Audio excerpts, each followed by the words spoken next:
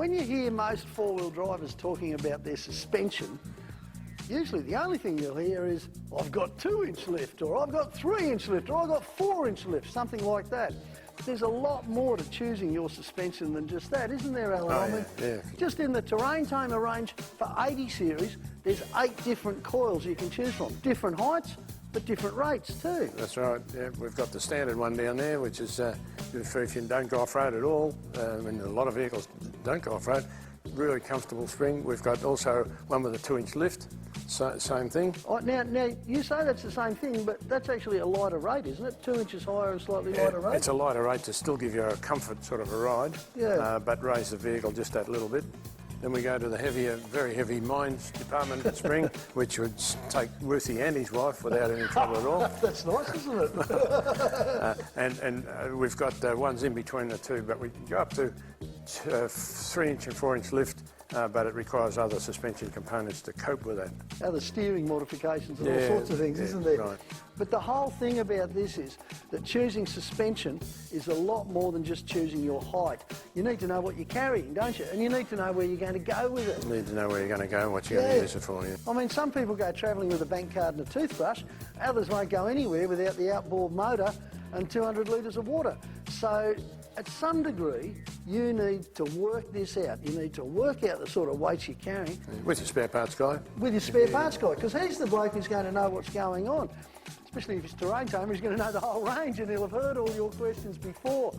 But coil springs, well, they go boing, boing, boing, don't they? You can see that in a big biro. Boing, boing, boing. Yeah, well, I'm a leaf spring guy. I can say boing, boing, boing. Technically. You need to control that movement, don't you? Yeah, so with a coil spring just absorbs the bump in the road, but it doesn't get rid of it.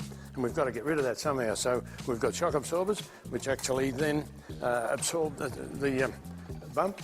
Yeah. Squirt oil through a small hole to be very untechnical, and it heats the oil up, and then the heat is got rid of by just travelling along. So they do get hot. Sometimes they'll even burn the paint off on some racing conditions. 2 types of shock absorbers. Tell us about them. I knew he'd do that to me. Well, look, you can see the difference, okay? This is a GS, that's a TGS. The GS is going to offer you a lot better ride than a standard original equipment shock absorber all day long. It's got a chrome shaft. It's a very good shock absorber, but if you're heavily into off-roading, you move up to a TGS. You can see straight away there's a difference in diameter. The difference in diameter, it means it's housing more oil, I guess. More oil and runs cooler. They've both got 9-stage valves in them. They're both excellent shock absorbers, but you would probably choose the TGS if you wanted to go heavy off-road. Great shock absorber. There's one more thing I've got to get in here. I just noticed this before. In the box, look at this. You know what these are? These are bushes. You need these to fit your shock absorbers.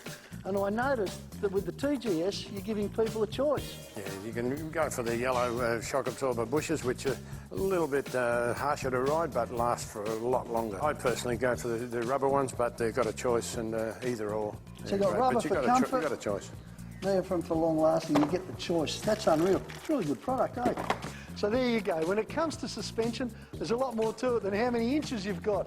You really need to know your vehicle, know your intended purpose, where you're going to go, how much weight you're going to carry, and then work this out with your parts guy.